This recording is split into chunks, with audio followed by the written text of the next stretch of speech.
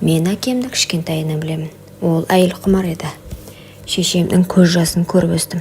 Талай түндері анамның "Сенің әкең басқа әйелдерге барады. Сенің әкең" деп жылағанын еститінмін. Нақты жасым есімде жоқ. Ол кездері мен мектеп жасында бала едім. Әкемнің көйлегіндегі бөтен еріннің далабы, бөтен әйелдің иісі бәрі көз алдымда.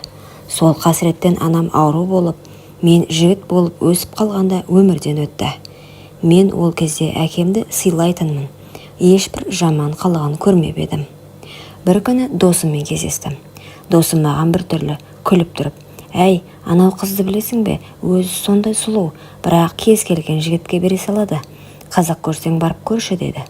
Оның сөзін естігенде ішімде біртүрлі от тұтанды.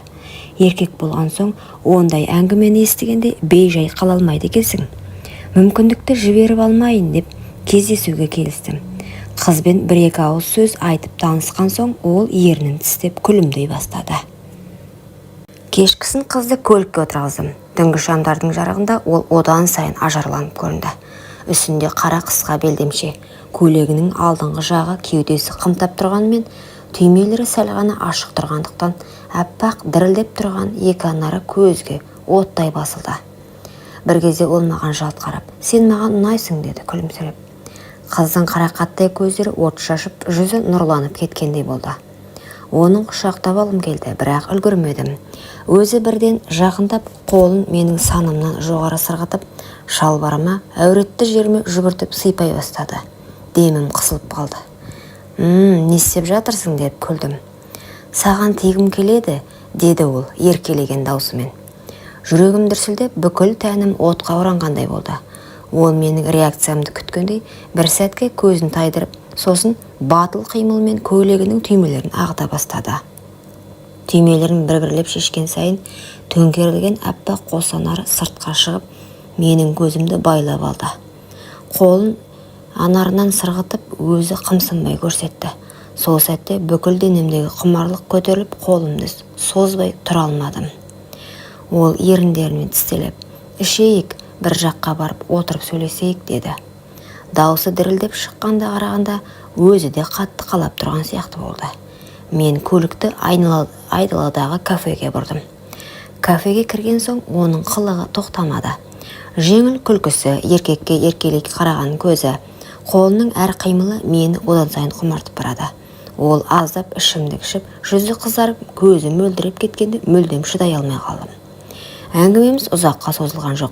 Қыздың бар болмысы құмарлық шақырып тұрды. Қасында отырған әр минут мен үшін азапқа айналды. Жүрегімде, тәнімде оны осы сәтте дәл қазір қалап тұрды. Сөйтіп кафеден шығып үйге қарай бағыт алдым. Қыз күлкісін қоймай иығыма сүйеніп, ыстық демін бетіме тигізіп келеді. Оның әр демі менің жүрегімді мұздатып, санамды өшіріп тастағандай еді. Кафеден шыққан соң қызды үйге қарай әкелдім. Үйдің іші тыныш. Әкем жұмыстан әлі келмеген. Екеумізді қойырға жер таппай құмарлық тырнап барады. Есіктен кірген бойда қыздың белінен құшақтап өзіме тартып алдым.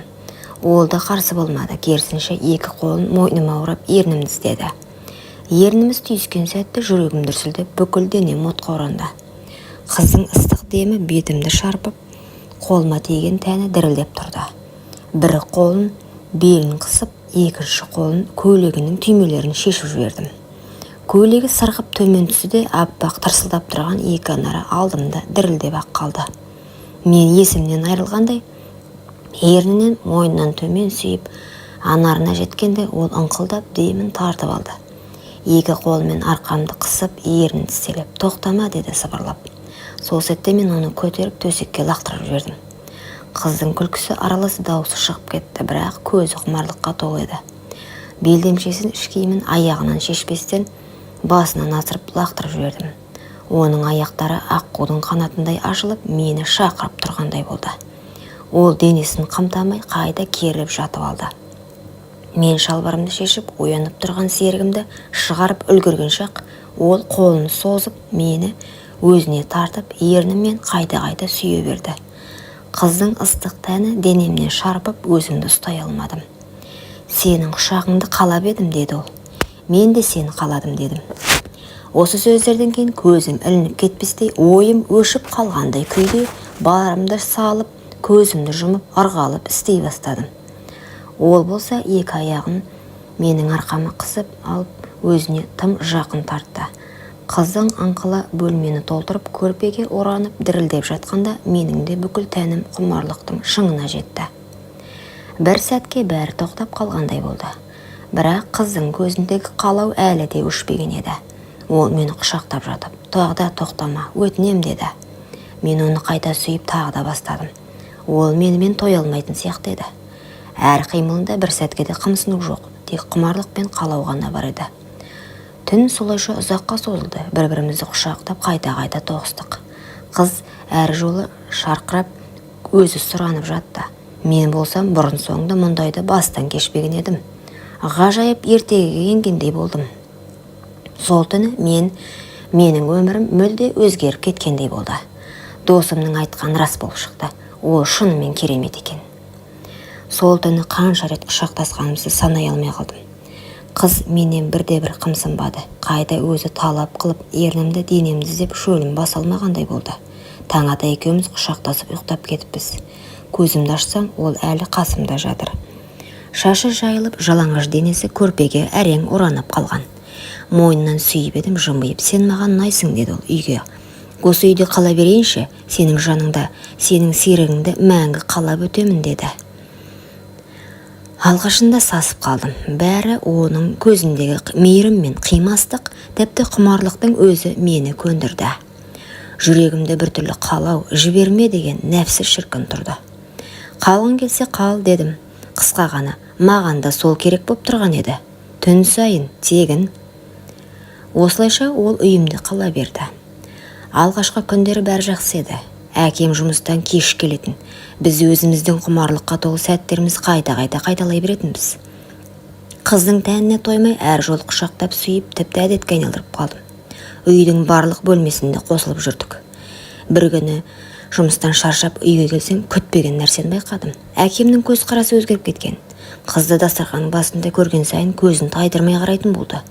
Әкемнің жасынан қыз құмар екенін анам талай айтатын. Тіпті бала кезімде шешемнің көзі жасқа толып, сенің әкең деп жылап отыратын сәттер есімде. Бірақ ол кезде ештеңені түсінбейтінмін. Енді сол әдет қайталанып жатқандай. Әкем бірде әзілдеп, әй қыз сұлудың сұлу екен деді. Оның көзіндегі отты көріп, жүрегім шым ете қалды. Бірақ мән бермегендей болдым. Қызды ыңғайсыздан ба ернін тістеп күлді. Сол күлкісі әкемнің жанарынан одан сайын тұтатты. Кешкісін жұмыстан ертерек келіп едім. Үйдің есігі жабық, бірақ іштен сыбыр естілді. Бөлмеме жақындаған сайын жүрегім зулап, ішім бір сұмдықты сезді. Есікті ақырын аштым. Көргенім жанымды өртеп жіберді. Менің төсегімде жалаңаш денесін жаппай, әкемнің құшағында жатқан қызым. Екеуінің ыстық демдері араласып құмарлыққа беріліп бара жатыр екен. Қолым дірілдеп, көзім қанталып кетті. Бәрі естіме түсті. Шешемнің жылап отыратын көздері, әкемнің көйлегіндегі бейтаныс әйелдің далап ізі. Енді міне, сол әдет маған жетті. Тамырым шыдай алмай тарс етіп жабылды. Қаным басыма шауып айғайлап жібердім. Қыз болса шошып орнынан тұрып үстін жаба алмай қалды. Әкем болса жерге кірерде ұялып үнсіз бір жолата кетіп қалды. Сол сәттен бастап менің әкем деген адамға көз қарасы мәңгіге өзгерді. Қыз жылап етегіме жабыса кетті. Жаным, түсінші мені, сенің әкең мені арбап алды. Мен шарасыз болдым, ол мені қорлады деп еңкілдеп қоя берді. Мен оның көз жасына біраз қарадым да басымды шайқадым. Жоқ, бұлай өтірік айтпа. Сен өз еркіңмен бардың оған. Маған да дәл солай жабысқансың. Сен талайдың астынан өткен салдақсың. Енді бәрін жасырып кінәні әкеме артып отырсың ба? Сенбеймін деп ашығыла булықтым. Қыз жылап жалынды. Жоқ, сенсіз өмір сүре алмаймын. Мен сені сүйемін деді. Бірақ менің жүрегім тасқа айналып кеткен екен. Кет, көзіме енді көрінбе деп қолымды бір сілтеп сыртқа шығып кеттім. Сол сәтте мен әкемнің де қыздың да сатқандығын толық сезіндім. Қызды қуып шыққанымда біраз уақыт өткен. Өзімді зорға жұбатамын, бірақ жүрегімнен кетпейді. Бір күні кешкісін есігім қайта қағылды. Ашсам сол қыз. Бұрынғыдай емес, жүзі солғын, көзі жасаурап тұр. Дірілдеген даусымен, жаным, мен саған айтуға келдім, менің аяғым ауыр деді. Жүрегім атқақтап, демім ішіме тығылды. Не, қалай деп сыбырладым. Қыз еңкілдеп жіберді. Білмеймін, сенен бе әлде... Кешірші өтінем, біз сезімге беріліп сақтануды ұмытып кетіппіз. Енді не болады? Жер астынан су шыққандай талықсып бара жатқандай болдым. Басыма мың ой келді. Менің балам ба әлде... Ойлаудың өзі жеркенішті еді. Қыз тіземнен құшақтап жылап жалынды. Жаным, сенсіз мен өлгеннен бірдеймін. Сен ғана менің тірегімсің деді. Мен жүрегімді ашуға да, сүйіспеншілікке де берілмей тас болып қатып қалдым. Жоқ, маған сенің сөзіңде, көзіңде жалған. Егер балам менікі болса, енді сенің қасыңда болмаймын. Әкемнің күнәсін көтеріп жүре алмаймын дедім. Қыз болса еңкілдеп жылап қолымды жібермей тұрды. Көз жасына қарамай қолымды жұлып алып артқа шығып кеттім. Көңілдегі дауыс тоқтамады. Егер ол шынымен менің балам болса несе? Жоқ, қанша сұлу болса да, төсекте от болса да, мен мұндай қызды жар етіп ала алмаймын. Мен терезе алдында ұзақ отырдым. Қыздың айтқан сөзі құлағымнан кетпейді. Аяғым ауыр, сенен бе әлде білмеймін. Жаным екіге арылғандай. Бір жағым, бұл сенің балаң, жауапкершіліктен қашпа десе, екінші жағым, жоқ, бұл сенің әкеңнің күнәсі, жиіркеніш, мұндайды кешіруге болмайды деп шыңғырады. Анамның жылаған жүзін есіме алдым. Әкемнің көйлегіндегі қызылдалап іздерін, сол үшін анам сырқаттанып ерте кеткенін. Енді міне, әкемнің азғындығы маған да жетті. Түнде көз іле алмадым, тек бір ой ғана миымды қинап тұрды. Егер ол бала шынымен менікі болса ше. Ертеңінде қыз тағы келді. Ішін ұстап жылап тұр. Жаным, сенен безсем қайда барамын? Бұл бала екеуміздің махаббатымыздың жемісі шығар. Сенсіз мен тірелікпін деп жылап алдыма тізерледі. Менің жүрегім дір ете қалды. Бір сәт оны құшақтап бәрін ұмытып кеткім келді. Бірақ көз алдымда әкемнің қолы тиіп жатқан сәт елестеп жүрегім айнып кетті. Жоқ, мен саған сенбеймін.